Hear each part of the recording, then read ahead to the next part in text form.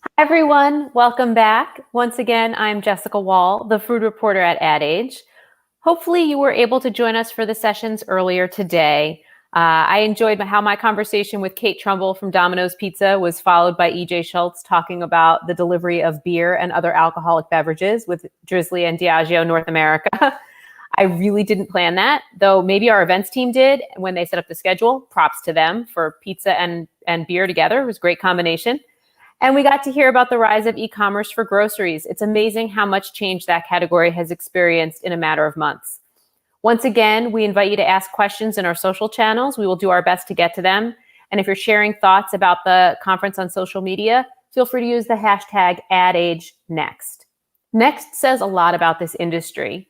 The reality is everything is changing and people aren't likely to return to many of their old routines. What we're buying, where we're buying it, and who we're dining with is all changing. And companies old and new are looking for ways to keep up with all of those changes and get ahead of whatever comes next. Which brings us to our next panel. The number of vegetarians and vegans in the United States hasn't changed drastically, but plenty of people who eat meat are eating less of it, or at least they say they want to cut back on their consumption of animal-based products. I'm excited to be joined by leaders from companies that are shaking up the animal-based landscape for food and drinks. We'll be discussing the power and popularity of plant-based foods. Hopefully, we're going to hear from Stuart Kronege, the Chief Marketing Officer of Beyond Meat. And right now, I'd like to introduce Mike Messersmith, President of North America at Oatly, and Josh Tetrick, the founder and CEO of Eat Just Inc. Hi, guys. Hi. Hey, Jessica. Great to see you. Mike. So plant-based products are definitely having a moment, I would say. How do you know that this is a lasting trend and not a fad? Mike, you guys can battle it out and give your reasoning for why you think it's a trend and not a fad.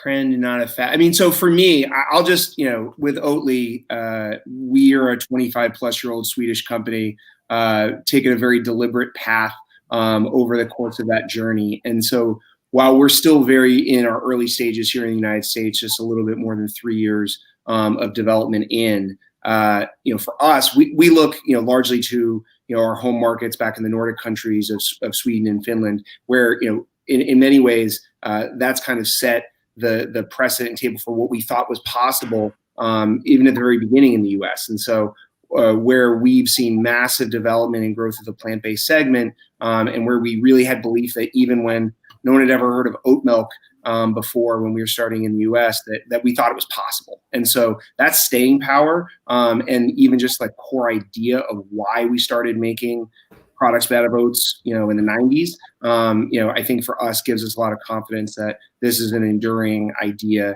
that isn't just driven by a momentary diet trend or kind of fad pursuit. Okay. I think for us, when you step back and think about it, I almost like to look at less of a trend and more, why is this thing a structural change, right? Why is this not going to stop regardless of what's happening? And I step back and I think about, how do humans eat? How do I think about food? And I think most human beings on the planet want to eat food that tastes really good, that makes them feel really good from a health perspective, even better from a feeling perspective, and food that they can definitely afford. To me, those are the three big things. And if a soda company nails that, if a company that makes apples nails that, if a company that makes oat milk or a company that makes an egg from a plant nails that, I think they're going to win. And I think often we can overcomplicate it with lots of data. Human beings want to eat stuff, again, tastes good, makes them feel good, and they can afford. And if we can figure out a way to make some of these staple categories like milk, like eggs, match that and be a lot better for the environment, man, we're going to win, right? And I think that is the permanent change that I know Oatly is on a mission to make happen, and that we're on a mission to make happen and Eat Just. All right. And obviously, and Mike, as you alluded to, I mean, Oatly's been around for decades. And Josh, Eat Just has been around for a few years, not as long as Oatly. But your companies have evolved. Before we even get to talking about the pandemic, I just want to talk about the product lineups that both of you have, because they have changed dramatically. I know Oatly is known most for oat milk, but there's a variety of products now. Mike, tell us a little bit about the portfolio and where you're seeing the most growth. Yeah, and it's exciting. And I think that piece of, I love the fact that, when Josh talks about taste, like I think, we lose sight of the fact that, people, it's food. It should be fun. It should taste great. And I think that's been for many, many years, one of the barriers that we've had in the United States from really growing the plant-based segment, because people felt that there was an inherent compromise with the status quo and what they were used to. And so for us, we have a core technology around oat processing and harnessing the oat kernels and then turning them into a wide variety of different offerings. And we've refined that over the years in Sweden. And so over the past couple of years in the United States, we started with the introductory kind of offering of our oat milk in coffee shops and grocery stores. But since then, last summer, we launched our non-dairy frozen dessert. Definitely cannot call it ice cream. It's non-dairy frozen dessert, which is really tasty. And we set up ads all over Chicago to follow Jessica through the city. And then you are stalking me. Yeah, that was the point. That was basically the ad brief on that one. Is I want every bus front in New York City. I want it on a bus in New York City, and they thought we said every bus. And so that's how that came to happen. And then even just this summer, we launched Oatgurt, which is a really fun product. People love eating dairy. Again, we're on a mission of creating delicious tasting products with good nutritional profiles that don't excessively tax the Earth's resources. And so if we can apply our oat expertise into these segments, milks, challenge the frozen section, challenge the yogurt section with great tasting plant-based options, that's what we're here to do. So it's been pretty exciting to see it come to life. And Josh, how has your portfolio evolved over the past few years? Yeah, we've from day one, we have been fixated on removing probably the most commonly held assumption in food. And that assumption is an egg needs to come from an animal. So we don't believe that's true. We think an egg can come from a plant. And when you make that change and you build a technology and a business model and a brand around it, you end up selling well north of 50 million plant-based eggs and doing some of the things we're doing. So we're really fixated on the world's most consumed animal protein, the egg. About 1.7 trillion eggs were laid in 2019, and that's only growing. And so our product, whether it's the liquid that you pour in the pan, you can make a scramble or an omelet, or this frozen folded product we call Just Egg Folded, or other products within that breakfast platform that we're going to come out with. That's our fixation. We've had not often a straight line to get here. We've done cookie dough and cookies. We've done sauces and dressings, all really trying to figure out, what is this technology in plants that we can unlock to do what we're doing right now, make a plant an egg and blow it out all across the world and build a really authentic brand around it. So we are in the very early days of making this happen, but it's been hard and for the most part fun so far. All right. And I see we have Stuart now, so I want to introduce Stuart Kronige from Beyond Meat. Thanks for joining us. Jessica, thanks for having me. Hey, guys. Absolutely. So, Stuart, we're talking a little bit about product portfolios, and I know Beyond Meat has expanded particularly with the sausage product, but where are you seeing the fastest growth right now? And tell us just a little bit about the product lines and where you're seeing that momentum. Yeah, I think it's interesting because we're seeing growth across all our platforms, beef and as you mentioned, pork. It's been explosive growth. COVID's been a fascinating experience for us. The retail channels, we've been meeting consumer demand. They're seeing triple-digit growth through Q2. We've seen the burgers growing. We've seen the mince or the beef growing, as well as some of our sausage. And we just launched last week Beyond Meatballs. So we're hoping that's going to be a great success story as well. All right. I want to give a few shout outs to people who are watching us either from home or maybe they're back in the office. We have Mira from Georgia, Natasha from Illinois, Stacy from Hawaii, Scott from New York, Angelica from Mexico, Christian from Costa Rica, Sissel from Norway, and Khaldune from Morocco. Thanks everybody for watching. Awesome. And if you have any questions, feel free to drop them in our social channels. I'll do my best to get to as many of them as I can. Olympia on LinkedIn asks, how did Oatly deal with the actual shortages New York City experienced? Shelves were bare, as so were many cafes last winter just before COVID because of the supply and demand is just huge. And I remember talking to you, Mike, when we were down at A&A last year about the shortages, but that was obviously pre-COVID. So What's changed and how did you get through that? I love coming to an Ad Age panel to talk about supply chain. That's exactly, that's what I was really expecting, like just to get into the real good S&OP planning of like supply and demand stuff. I mean, I think it's a great question. And for Olympia, I'm sorry that we've been met with empty shelves at times. I promise that we're working our hardest on it. It's been one of the craziest things. I mean, we had high ambitions when we started in the US a little bit more than 3 years ago. And kind of at every step, the demand has exceeded where we've been. And we're making a lot more oat milk than we ever have. And actually in the course of this year, when you think about the challenges of COVID and the manufacturing environment, to keep that going and expand even through the challenges and keep our employees safe and do that has been a really big focus of ours. To that end, also building a second factory as fast as we can in the middle of travel restrictions and a pandemic has been a really unique challenge. But I think that it's for us even in the spirit of this panel of like what's next and the plant-based movement. We're making we will never compromise the quality of the product, the integrity of the product to try to expand that capacity because we believe that product experience is what's validating this transformation into from dairy milk options into plant-based options. And so we're working on it as hard as we can, and it's definitely something that we're always disappointed in, but we're working to improve as we get bigger. Okay. One of the things that has always come up with plant-based products, and Josh, you alluded to this a little bit earlier, is the cost. Sometimes cost is prohibitive. Stuart, I know Beyond Meat has done some things to lower the price per patty and things like that this year, but in general, prices for plant-based alternatives can be much higher than the animal-based versions of foods and drinks. So what are each of you doing to try to lower the prices, which could in turn bring more people into your category? Yeah, I'll take a stab at that. I mean, we believe that it's about accessibility. So obviously accessibility includes price. And so for us, we're constantly trying to be in places where consumers are eating and shopping naturally. But we are also committed to meeting or being less than our animal protein counterparts in the next few years across at least one of our platforms. Back to the S&OP supply chain, we're trying to get vertical integration closer to the source, just making sure that we have products that have more of a value proposition. We launched something this summer called the Cookout Classic, which had a better comparative price per ounce to the animal protein counterpart. So it's something we're very convicted to because it is going to be something that's going to enable more and more people to eat what they love in plant-based proteins.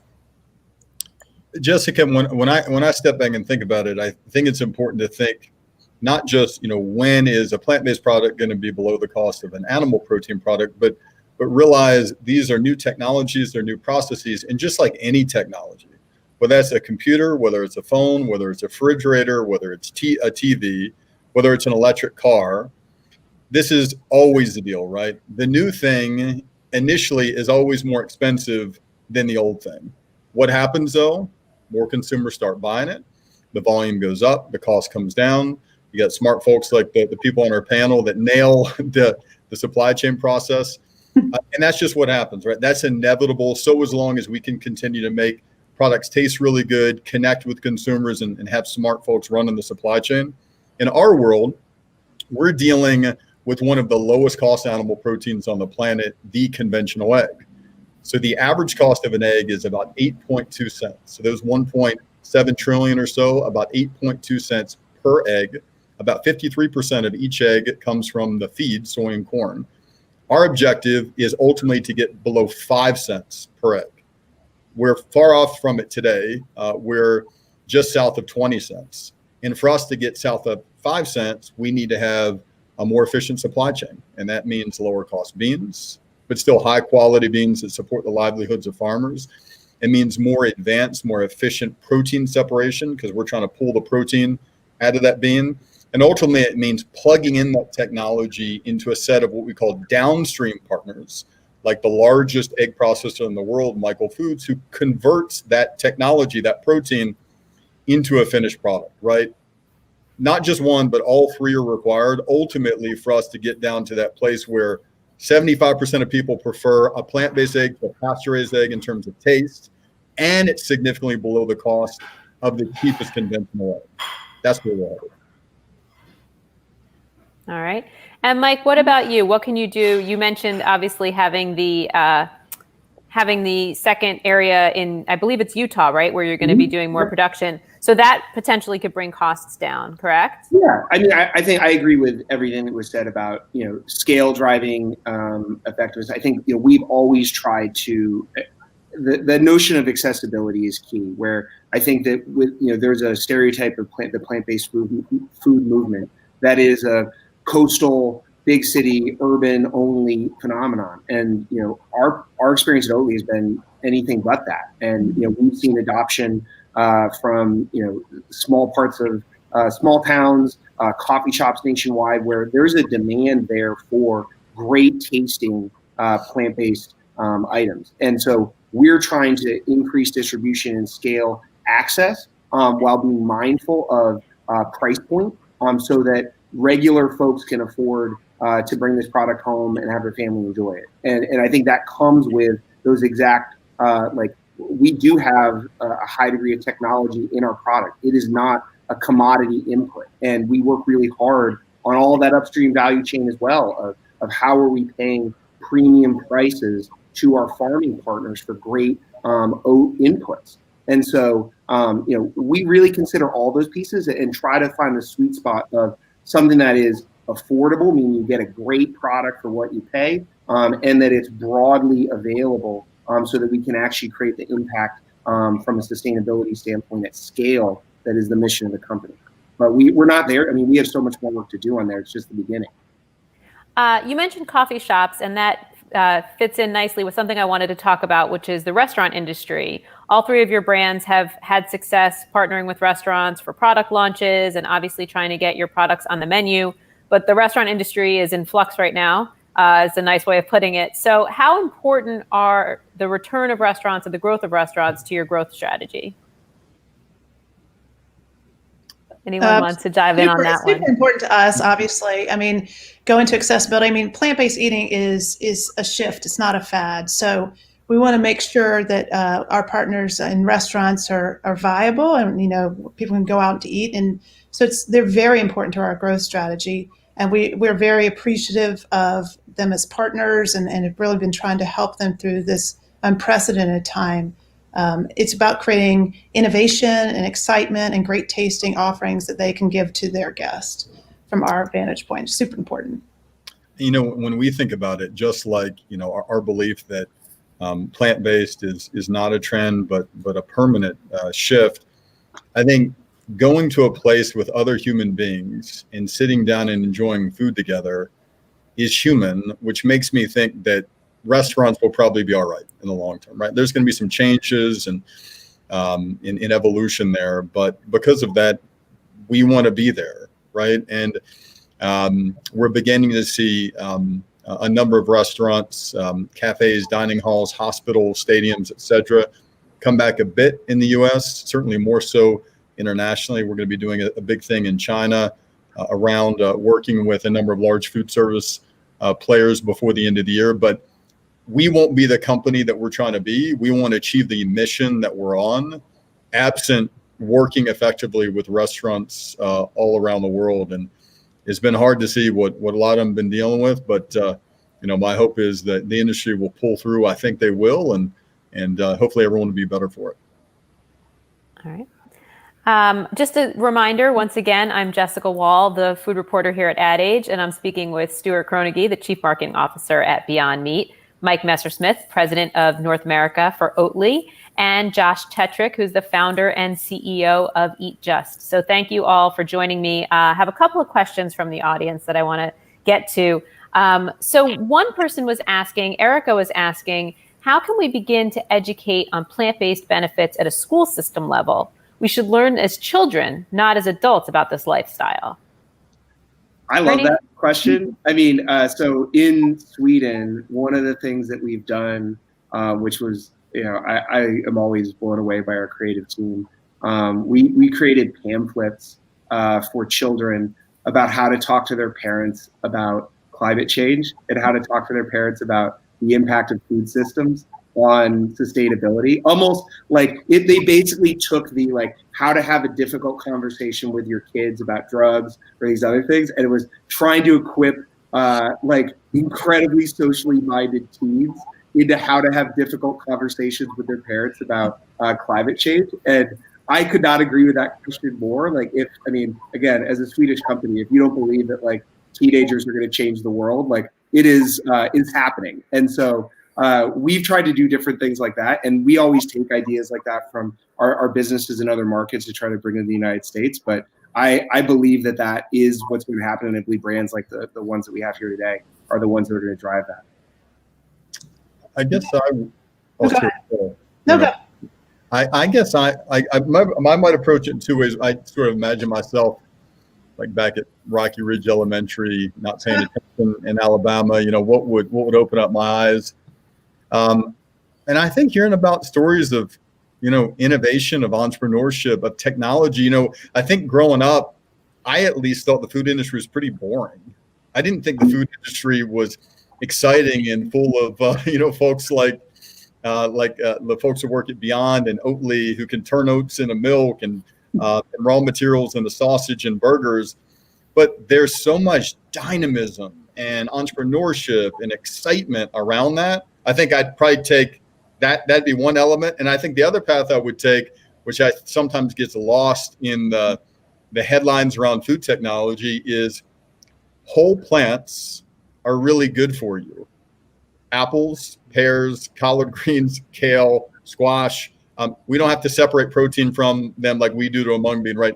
They're just really good. And I think lots of energy, cooking classes, excitement around just what Earth can provide without any processing at all would be something that I think we could afford to teach our kids a bit about. Yeah, I agree with both these guys. And Josh really talks about one thing, which is the simple plant-based ingredients that Mother Earth gives us we don't mess around with. The other thing is culture. We have a lot of focus at Beyond about, we have a lot of ambassadors who are supporters of the brand and investors in the company who are incredible athletes. You see people like Chris Paul, who's at the peak of his performance, and he's, at the older end of the NBA continuum. So we think that using folks like Chris Paul or other stars and athletes to show performance that are plant-based eaters is a stimulating thing for kids and creates interest, because there is in American culture this notion of really resonating and wanting to be more like those people, more like a Kevin Hart. Cam Newton just came out and said he's a vegan, and he's certainly not lacking in performance. So I think that's a huge motivator for younger kids and school-age kids. That would have got me growing up, Stuart, when I was. Yeah, I agree. It gets me now. Cameron got animal protein trying to be a football player. If Cam came out and said, I'm plant-based, I probably would switch right there. So that definitely would have helped me. Yeah, totally. They do the advertising for you. And obviously you're using many of them in your campaigns, but it's almost like there are plenty of athletes out there right now who are coming forward that you would not have thought this person is a vegan or this person has cut, dairy or something like that from their diet. Speaking of the word vegan, I want to bring up a question that Kat asked on Twitter. When you're advertising and packaging, how do you think about using the words vegan versus plant-based? If anyone wants to jump in on that one. I'll jump in quickly. I think, and this is unfortunate, but it is reality. The word vegan is what some might call a suitcase term. So there's a suitcase full of other meanings that sort of is dragged along by the word vegan, right? It can mean elite, it can mean liberal, it can mean that tastes kind of beanie, it can mean, my vegan sister who lives in Oregon, who never makes food that I enjoy. Now, it is unfortunate that a term that is just explicitly saying it's made from a plant has all those terms in the suitcase that comes along with it. That's reality, and we do have to deal with it. We prefer terms like made from plants or plant-based. They're saying exactly the same thing without all the other stuff that comes along with it. Yeah, it's more open to a broader continuum of people. And actually, I like it because, to Josh's point, veganism has got some baggage, but also is not totally clear in the American population what it really means. They think they know. Plant-based is pretty straightforward. So when you've got great brands like ours that are just taking things from the plant kingdom and making simple delicious tasting products that are better for you, it's easier for consumers to understand. It's kind of a shorthand to the source as well, which I think is important. All right. We have another question. This one's from Olaf on LinkedIn. Do you see an ETA on an ownable, distinct visual language that steers away from the visual language of more traditional animal products? I don't know if anyone wants to dive into that one, because you definitely have comparisons in your products, right? I mean, particularly Beyond Meat, the name itself. Yeah, I mean, I think it goes back to what I was just talking about, a point of reference. I mean, we believe that our experience, our taste, our aroma is just as good as animal protein counterparts. So when it's sort of a nascent category, and we believe that anything that's going to help people trying to make different choices kind of know what we're referring to, that's good. But, I think going beyond is our promise. And so I think just like Oatly and just like people shorten these things. But I think there's a future where hopefully we're at scale, much like places in Europe or Canada, where we don't have to have those references. But I think right now the U.S. is a little bit behind the curve in terms of adoption. And so it does help. Yeah, I think it's so, to Stuart's point, I think it's okay to meet people where they are a bit, right? And ultimately, if you meet people where they are, you're probably going to be more effective at getting them to try to eat a little bit better. I think I wonder if we were just selling to, 5-6-year-olds that are raised only in a plant-based household. Right. How would we approach it then? And we probably would have quite a bit of different strategy, because there's no egg, like you crack an egg, it comes from a chicken, as a reference point, right? That's not a part of the eating culture of that 5-6-year-old who's raised in a plant-based household. But that's not the reality for the vast majority of households. So you do need that reference point, I do think, to get started. Even if the reference point is only, we're right next to the eggs in the egg set. We're right next to where the hamburger's sold in the freezer set. We're right next to the cow's milk in the dairy set. That alone, I think, is an important reference point that I know Beyond and Oatly do extraordinarily well. I mean, I think we're still early on the journey in the plant-based segment in the U.S. too.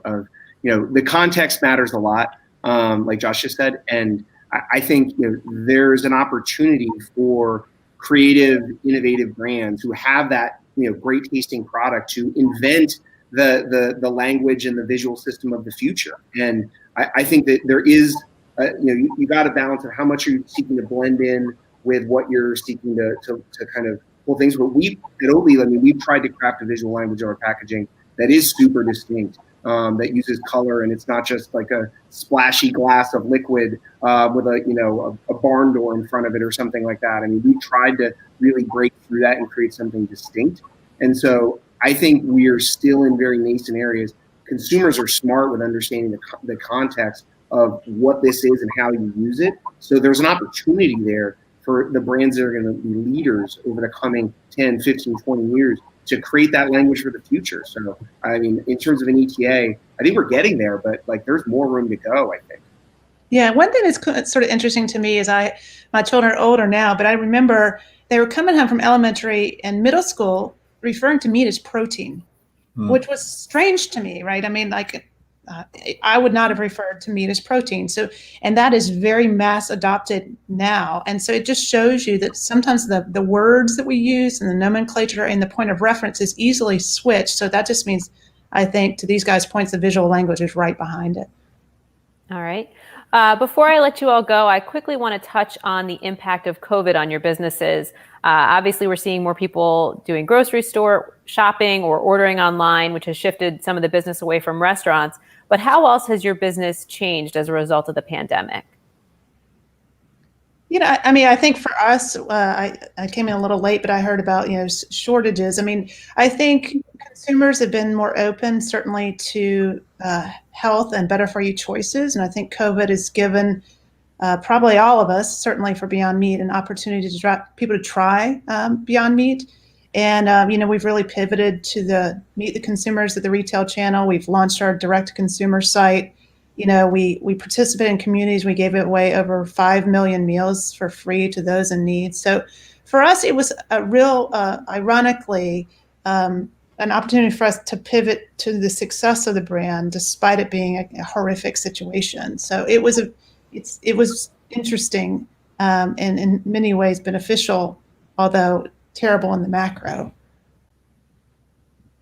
Yeah, I mean, I would say, I mean, for this year, this year has been nothing like what we expected 6 or 8, I don't know, months ago. Time's a flat circle. I have no idea what month it is. But you know, I think through that, it's one of those opportunities for leadership and to really test the mettle of an organization. Like this thing is hard. Like building companies from scratch and you know, working and navigating through different growth scale challenges is hard in any context. And this year has even raised that degree of difficulty to a new level. Building factories, keeping your manufacturing employees safe, like keeping your team and your culture together at a distance. And I am incredibly proud and just like humbled by my organization and how we've been able to navigate it. Nothing like what we expected, but in so many ways better and different than we could have imagined. So we feel stronger as an organization through it, and you know, feel really well poised to just continue building, which has been exciting. And for us, like Mike and Stuart, we've seen velocities at retail go up quite a bit, both for liquid and folded, and again, particularly lots of retail energy. I think the biggest thing that we've seen experienced during COVID is more important than all that, and that is another step towards a permanent shift away from an irrational way of eating, of producing food. We asked 2,000 consumers along with a group called One Poll a month or so ago, are you eating fewer animal products in light of COVID? 53% of people said, yeah, they are. And we forget, you know, we're not in front of you right now, Jessica, because we're living in COVID-19 land, which is an abstraction around zoonotic disease, which is another abstraction, which just means a disease that jumps from an animal to a human because human beings try to encroach too much on the world of animals, either by eating them too much or locking them in cages or cutting down forests that maintain their natural habitat, right? The United Nations Environmental Program said the number one cause of zoonotic disease, increasing demand for animal protein. More eyes are being opened up. It's accelerating the shift. And I think that is you've got to look for a little bit of light in the pain that COVID-19 has been for the planet. And I think that's the light. All right. Well, this is obviously something we could talk about. All of us could talk about for a lot longer, but I do have to let you guys go. Thank you again so much for joining me, Mike, Josh, and Stuart. It's been great having you. Thank you. And hopefully we'll see each other in person one of these days. Up next, a special message from our sponsor, Stella Rising. We'll be right back. We'll be back right after this. Thank you so much, Jessica. What a great conversation. I have like 8 cartons of Oatly in my fridge right now. Full disclosure. I am Heidi Waldusky. I'm the Associate Publisher at Ad Age. Thank you everyone for tuning into Ad Age Next Food and Beverage. You're joining me for a conversation that we're calling CPG 2021. Don't count in-store shopping out. Big conversation. You know, obviously during the height of the pandemic, the grocery store became one of the few places that was actually open to consumers. That leisurely strolls down the aisle and spontaneous point of purchases have given way to precision and planning. In this conversation, we're going to share new research from Stella Rising, including critical consumer opinions about the in-store shopping experience and what they think is in store in 2021. For this conversation, I'm joined by Marjorie Powers, the Senior VP of CPG at Stella Rising. Hi, Marjorie. Hi. Thank you so much for being part of today's conference. Thank you for having me. Just thrilled to have you. So, you know, I'm glad we could have you on to focus on such a simple, straightforward topic. Really exciting. I know you guys have been doing a ton of research in this space, but before we dive in, can you just give us a brief overview of Stella Rising and how you're approaching consumer research? Absolutely. So at my agency, Stella Rising, we are a strategic marketing, analytics, and media agency focused on growing many independent challenger and young brands. Consumer research is at the heart of so much of what we do because for these brands, it is imperative that we have validated a deep understanding of our consumer, what motivates them and what they're thinking about, so that we can activate in a really meaningful way for our brands.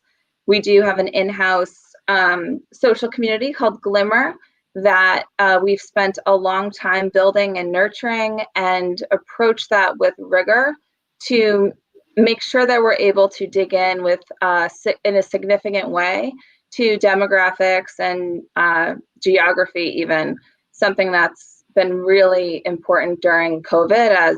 As we all know, it's an incredibly local reality at times. For sure, for sure. So tell me about the current landscape of the in-store shop experience. When you want to approach this, what are you hoping to find out? Well, first and foremost, as somebody who works on a lot of food companies, I wanted to validate the hypothesis that we had around people still going in store. There's so much news and talk about, I guess, noise at that point. What e-commerce means, and understanding the calibration between when is a consumer willing to go online to do that shopping, when is a consumer going in store. So we wanted to understand how many consumers are still going in store and what does that journey look like for them. What we were able to find out was, yes, consumers are going in store. In fact, most of them are, 81%, but they're going significantly less and doing so with much more focus. Right, because, we mentioned at the beginning of this conversation, like during the height of the pandemic, the grocery store was really one of the only places you could go. There was just nothing else open. So I think we all approached it with the same sense of like optimism, relief, trepidation.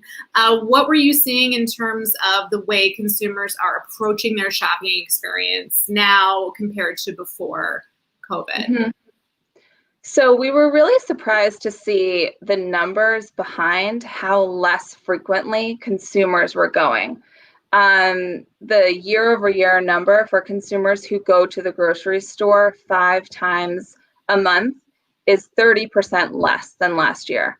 That number was even more so for mass merchandisers, like your Walmarts and Targets, at 47% less. So when we're saying that they go less, we mean a lot less. And therefore, they're really focused on what they want to buy. They're making lists. They don't want to forget something. They're doing meal preparation and planning for a week, if not more. And that also means that there's bigger basket sizes too. Right. And so, and you are seeing a spike, right? Because like, as the organized human in me would be like, well, of course, that's how we're supposed to approach the shopping experience, right? Of course I want to be organized, but we're seeing that trend just over-index, correct? Totally. And I mean, I think one of the largest trends that we were talking about last year from a CPG and grocery store shopper is that it wasn't a big deal for them to pop into the store to buy a couple things that they thought about to cook dinner for that night.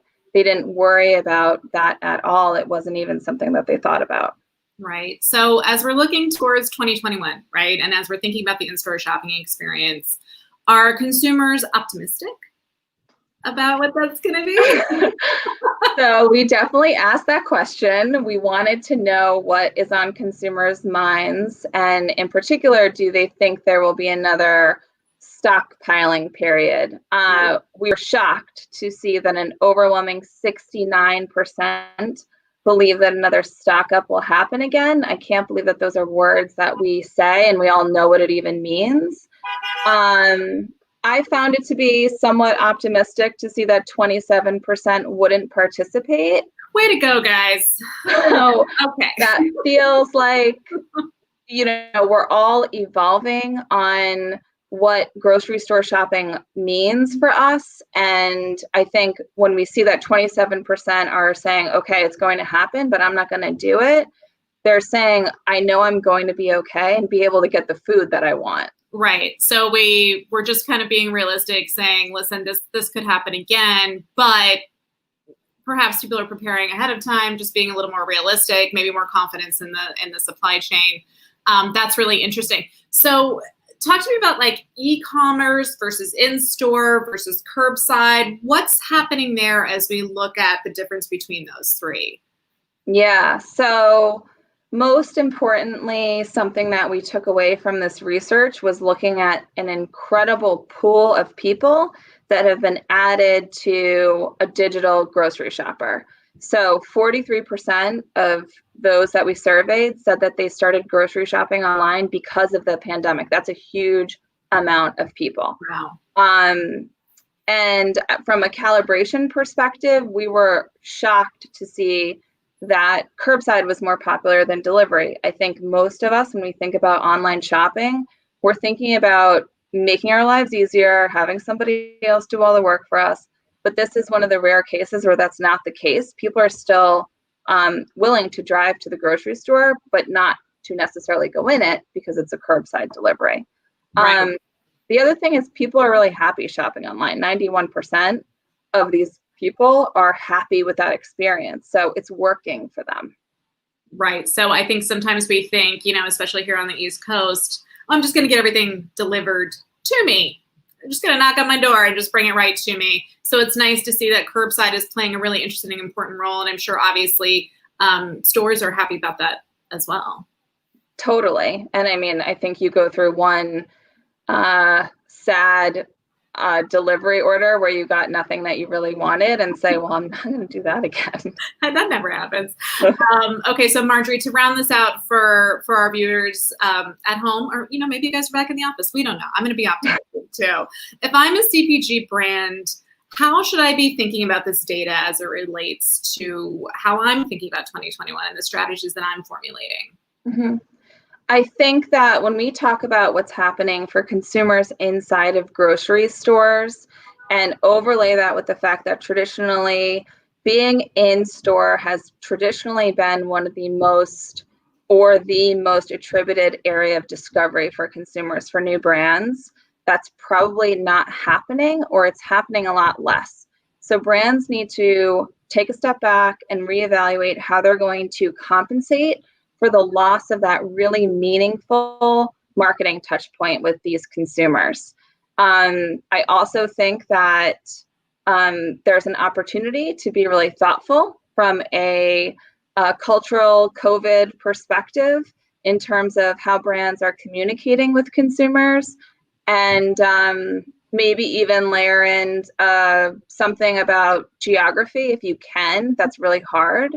But as we know, the way that we were living in March in New York City was not what was happening in the South, and vice versa this summer. So it's a lot for brands to keep track of because consumers are very fragmented right now. They really are. And thank you so much for reminding us all of that. And thank you so much for sharing this research. How absolutely fascinating. Well done, and really a lot to think about. And it's nice to see the data coming out so quickly through all of this. So much appreciated for you sharing this with our audience. Thank you so much, Marjorie. Thank you so much. Thank you. Now I'm going to throw the rest of you guys back to Jessica.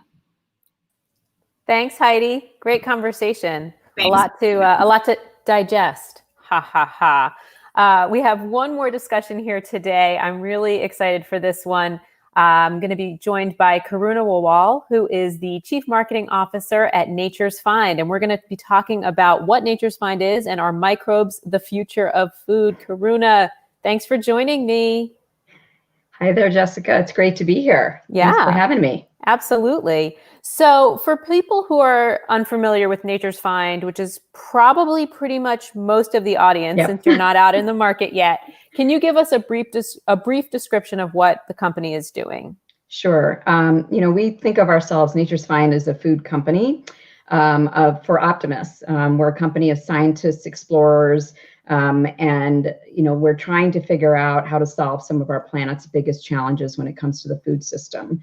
Our company actually began as a research project for NASA, and that led us to discovering a tiny yet remarkable microbe that was living in Yellowstone, in the volcanic springs of Yellowstone National Park.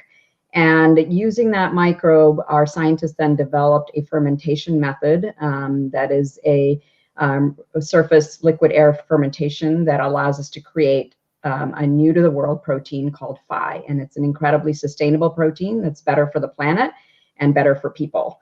I know we have a video. Jessica, I don't know if we're able to share that. That might tell the story a little bit more too. Sure. Why don't we take a look at the video? It kind of helps describe the company a little bit better. Great. It all started in a volcano. Millions of years ago, actually, when a remarkable little microbe was born. And while it lived there undiscovered, the world's population kept growing and growing, as did our impact on the planet. Until suddenly, feeding everyone wasn't guaranteed. But when a group of explorers, scientists, and optimists doing research for NASA discovered the microbe, it turned out to be uniquely remarkable. A new source of nutritious protein the world had never seen before. So the scientists got curious. The explorers hypothesized. The optimists wondered. And inspired by nature's own technology, they invented a new way of fermentation and created Phi, a complete protein with all 20 amino acids. Perfect for making all kinds of really delicious, nutrition-packed foods. Perfect for feeding anyone, anywhere, anytime, without the need for sun, rain, or soil. Perfect for feeding all 8 billion of us, and future generations of us's.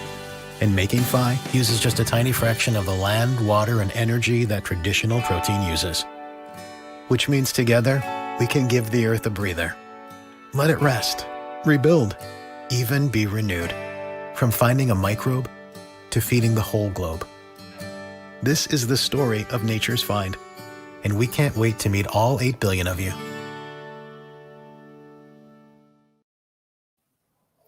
Okay, so once again, I'm Jessica Wall, the food reporter at Ad Age, and I'm joined by Karuna Rowell, who's the Chief Marketing Officer at Nature's Find. If you have questions for Karuna, please leave them in our social channels, and I'll do my best to get to them. We're wrapping up Ad Age next. So Karuna, can you tell us a little bit about the production? The video mentioned it, but obviously it differs a bit from traditional animal-based protein products. Can you just sort of walk us through how this is even made? Yeah. So as you saw in the video, I think the big thing to think about is we really believe our protein production is better for the planet and better for people. And when you think about, how that really plays out, it's in terms of efficiency, right? When you think about how efficient a cow is, our CEO loves to say like 90% of what goes in the front of the cow comes out the back of a cow, because basically cows are not very efficient at producing protein. And animals themselves don't actually make protein, they concentrate protein from what they eat. So one of the things that we have the benefit of is really an incredibly efficient process. We're able to produce protein in a matter of days versus, it takes years for a cow to make another cow. And it takes, even as you look at plants, there's a growing season, so it's many, many months. So in terms of efficiency, we're actually a much more efficient process. In terms of sustainability, we use 99% less land, 87% less water, and emit 99% less of the greenhouse gas emissions. So just to give you an example, we have a 35,000 square foot facility we just opened in Chicago 6 months ago, right at the beginning of COVID, as you and I have talked. And that facility can produce in hamburger equivalents the equivalent of 15,000 acres of grazing land for cattle. So just gives you an idea of, from an efficiency standpoint, from a sustainability standpoint. And then last but not least, from a health standpoint, our production process is actually incredibly efficient at generating more protein per acre than animal or even plant alternatives. And then also in terms of nutrient density, so in terms of healthfulness and being a really healthy protein, for individuals, we're able to create a really nutrient dense product. So we have I like to think about it as the protein that animal products provide along with the fiber that plants provide. We're able to combine that. So for every 100 calories, you're able to get an incredible amount of nutritional value. So as we think about that, I think those are the things that make us really different. We use a process called fermentation, which I think you saw in the movie. We've actually developed a really innovative, very simple fermentation process that uses trays. So it's literally like cafeteria trays. So we're able to grow it very efficiently. And one of the benefits of that is that we can do it anywhere. Anywhere, anytime. without the need for, rain, sun, or soil. So that makes it really scalable. So as you think about our production, it's more efficient, more scalable, actually ends up producing a much more nutritious product without damaging the environment. All right. And that's your dog, Speaking of animals, there's Rosalita once again Rosalita. trying to get herself into the conversation. That's okay. So I guess she wanted me to give some shout outs. I will give some shout outs to some of the people watching, not the dogs. Edward, Clement, Tiona, Stacy, Richard, Lisa, Buddy, Divya. Thank you so much for watching and putting up with my crazy dog today. So Karuna, you mentioned fermentation, and there's been a lot of investment in this category. I believe according to the Good Food Institute, there was $435 million invested in alternative protein fermentation in the first 7 months of 2020, and some of that went to Nature's Find. Why do you think fermentation is so hot right now? It's not like it's a new idea. No, that's what's so interesting about it, because it is actually something that's very old. I mean, it's the way we've made cheese and beer and lots of other foods that people are very familiar with. So fermentation is actually a very old process, but I think the reason that there's so much interest in it now is, we've sort of tapped out. If you look at what's happening to our planet and the damage that traditional agriculture is doing, I mean, there's no way that we can continue with the population growth we have and the amount of land that's, we're using up for agriculture. It's just not sustainable. I mean, we see what's happening with climate change, and I think everyone's looking for new solutions. And creating solutions for protein production is really, really important, because that's going to be the nutrient that we need most in the world, in all parts of the world. And there's going to be a scarcity as the world's population keeps growing. So what fermentation allows you to do is some of the things I talked about earlier, which is that it is incredibly scalable. It's incredibly efficient. And what we've been doing for 11,000 years is really focused on a small group of plants and animals to help feed us. And now what fermentation allows us to do is look at what I call sort of the second domestication. And I think that's how it's been referred to by Rethinks. It's the opportunity now to take a kingdom that we really haven't looked at and really allow that to become a new source of sustainable food for our population as the population continues to grow. So ultimately, can products like yours help solve food shortages around the world, particularly as people are moving more maybe towards urban areas? Yeah, absolutely. We believe we can be part of that solution, and that's what's really exciting, because again, as I said, we don't need the amount of land in order to be able to create the protein that we create. So we can be in cities, we can be in the middle of Chicago, we can be in the middle of Mumbai.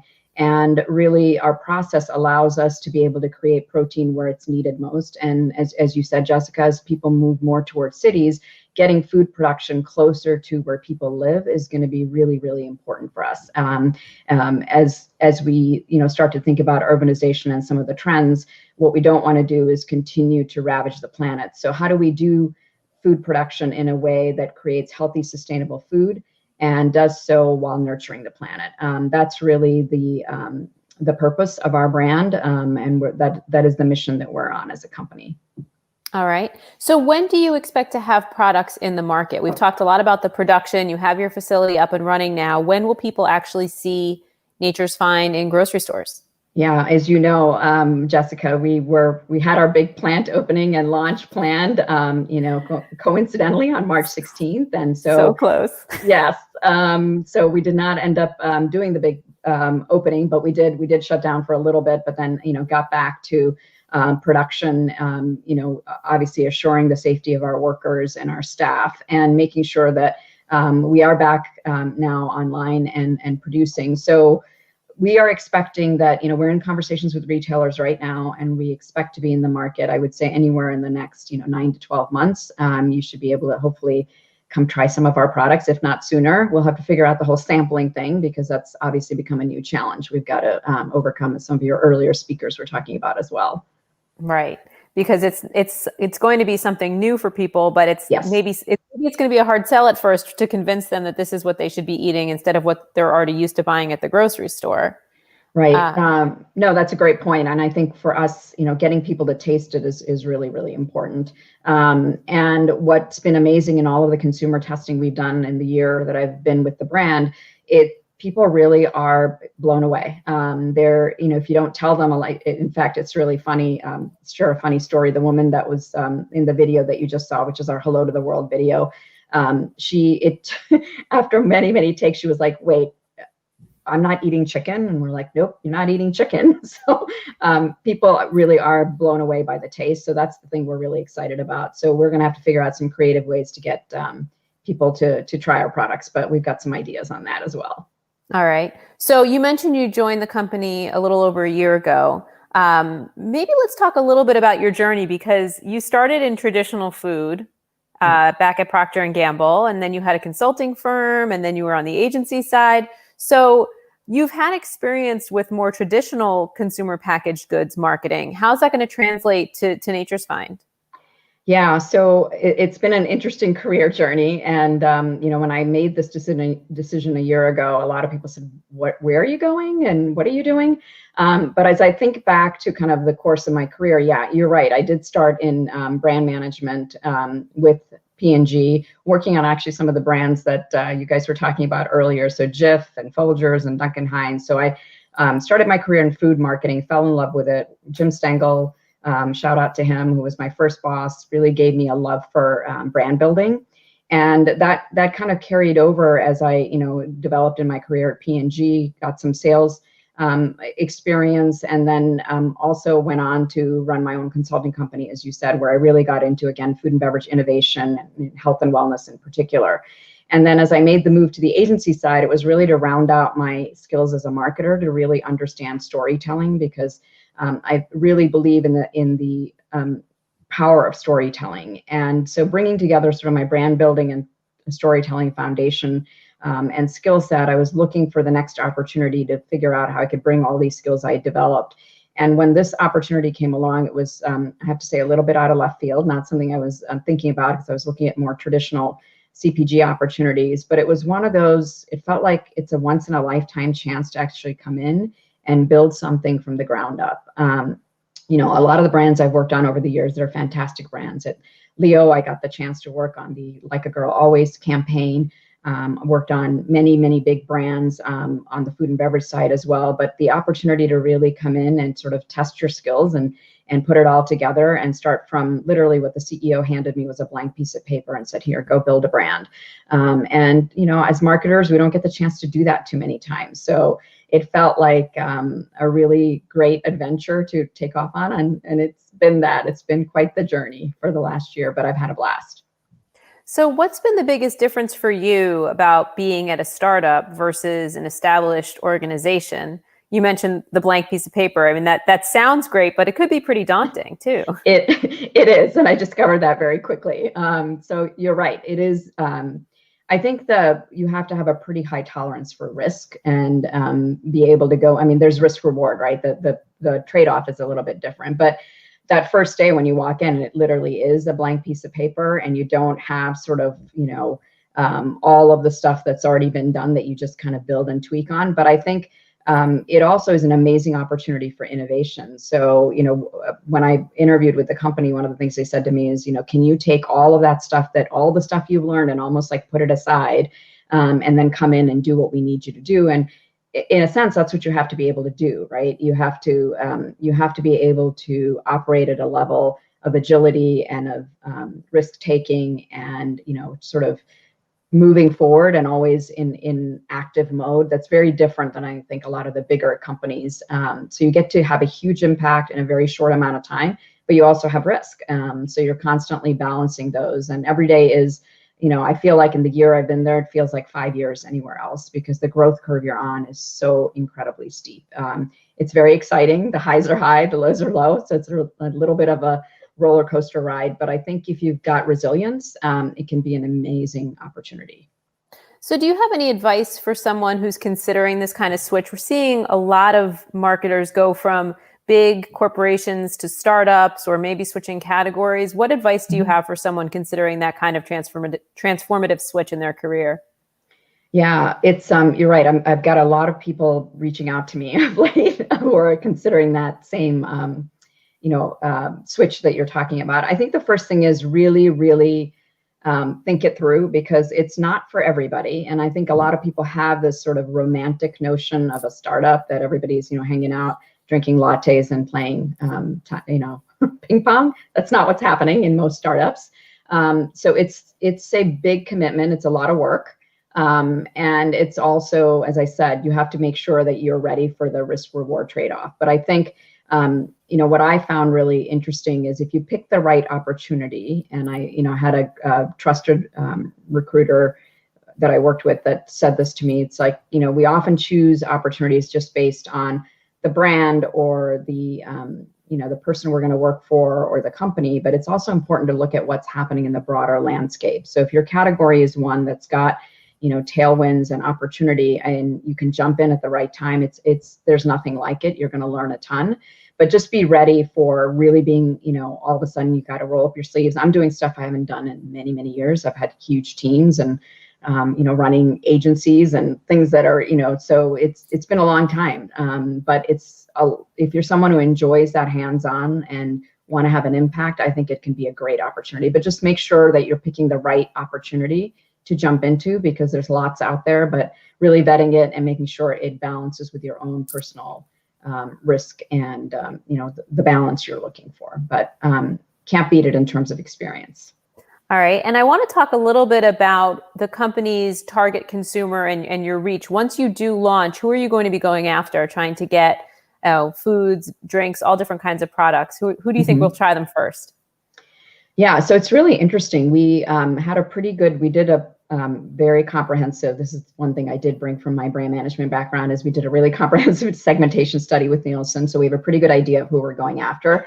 And what was fascinating about that is it showed us who the early adopters are going to be. And it's not going to surprise you when I tell you it's people who are younger, tend to be more ethnically diverse, tend to live in more urban areas, are what we call alternate protein seekers. And they understand the connection between the food that they eat and climate change and what's happening to our planet. So they're very much in the know, they're educated. And interestingly, they're also people who are very optimistic about how we can, make this planet a better place and improve the food system. So those are probably our early adopters. But what's been fascinating, Jessica, as we've gone through COVID, as I think even your panel earlier mentioned, we've seen an acceleration of the trends. So what we started out thinking was going to be a small group has actually, the appeal of what we're offering has really grown by double digits. I mean, we did a survey at the end of last year, and then we repeated it when we saw what was happening with COVID, just to get an idea of what was happening. And we saw the interest level was well above what we would have imagined. So a double-digit growth, which almost reached 2/3 of the population, and I'm talking general population. So pretty remarkable. People are understanding that we got to do something differently when it comes to our food system. And I think the whole COVID thing has really accelerated people looking at what they're eating, where their food comes from, what impact is it having on the planet. So I think if we're able to deliver, I think as your panel speakers were talking about earlier, healthy, sustainable, delicious food that's better for people and better for the planet, people are like, sign me up. When do I start? So it's exciting to see. So I think we're going to have a pretty broad appeal. You're absolutely right that there is going to be that early adopter group that is going to be, I think, probably on the younger side.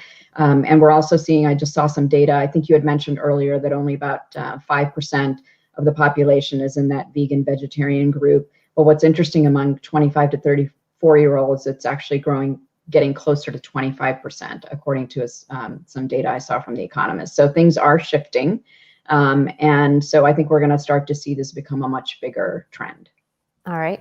Once again, we just have a few more minutes. I'm Jessica Wall, the food reporter at Ad Age, and I'm here with Karuna Rowell, who's the Chief Marketing Officer for Nature's Find. If you have any questions for Karuna, please drop them in our social channels.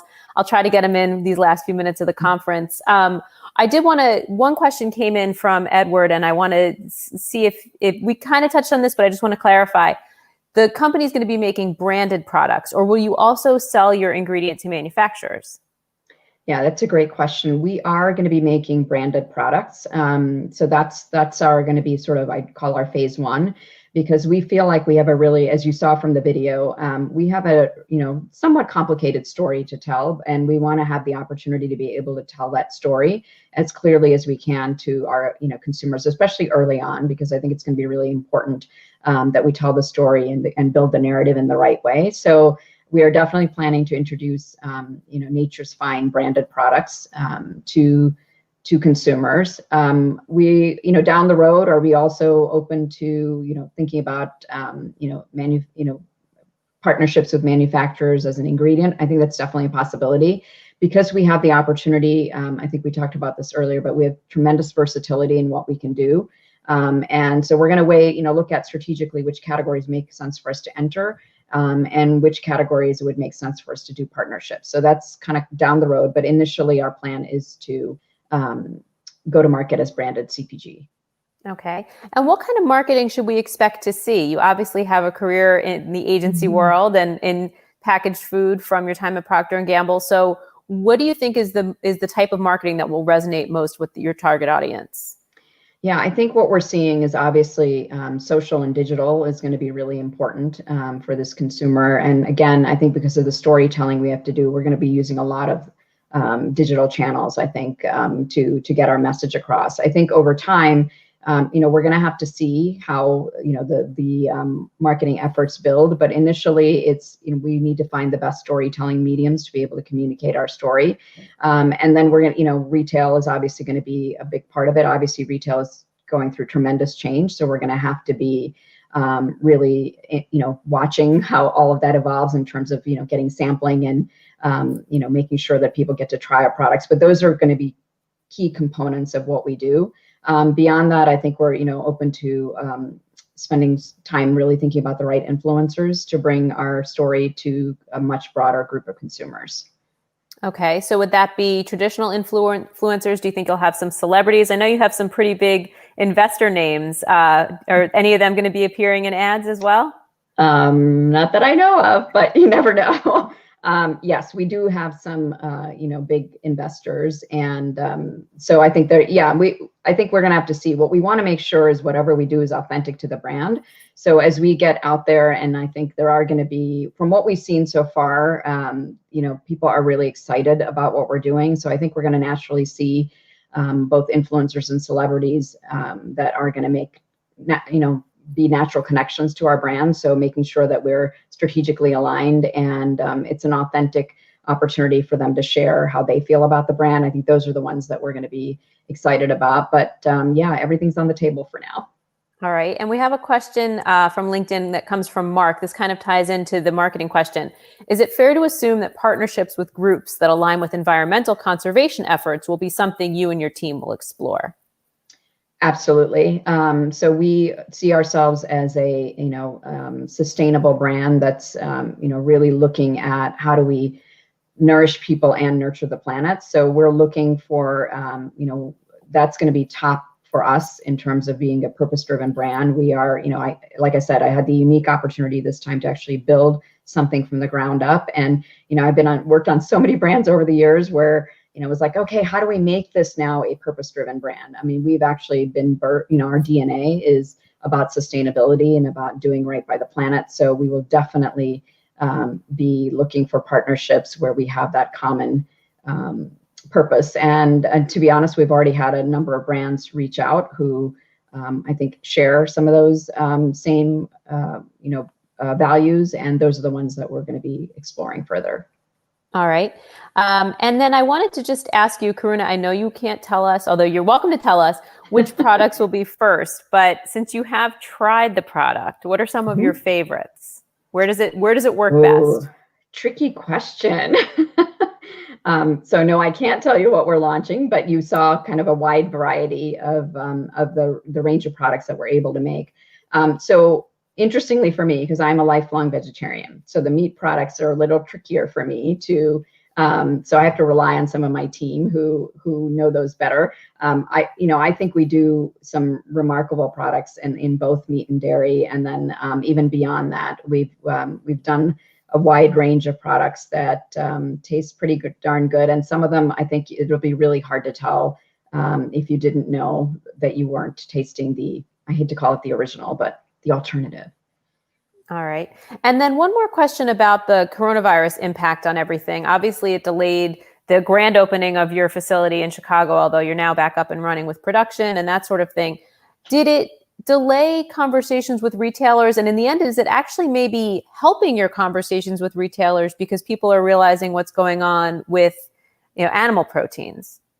Yeah, it's fascinating actually. So it did. I think everybody as I was talking to all my friends in CPG who were doing new product innovations, everybody was sort of stalled for a little bit. So we experienced that same. I think there was such a focus on making sure staples were on shelves, which is understandable. So I think any new innovation got pushed a little bit. Having said that, it's things have come back. I would say pretty much on target as we had hoped. So. We are in conversations. I think you're absolutely right. I think the level of interest in what we're doing, we've seen a huge interest in a rise in interest in terms of both retailers, partners, and because everybody I think recognizes now. I think COVID has really shown a light on what's happening with our food and how it's getting made. So I think people are much more interested in these solutions. And then, as you pointed out, all of the investment that's going to the space and the number of companies that are now working in alternative protein, it's a hot place to be. So I think people are recognizing that there's lots of opportunities to really leverage new thinking when it comes to fruit production. All right. And we will be here to see what happens next. Again, Karuna, thank you so much for joining me. It's a great way to end the panels of the great panels we've had today at AdAge Next, Food and Beverage. Looking forward to the future of food, and let's keep in touch. And hopefully next time we can try some of these products. Absolutely. We're looking forward to it. Thanks so much, Jessica. I really enjoyed our conversation. As did I. Again, I'd like to thank Karuna and all of our guests today. We've had a lot of things to think about, and thank you so much to the audience for your great questions. Once again, I'm Jessica Wall, the food reporter at AdAge, and we'll see you next time.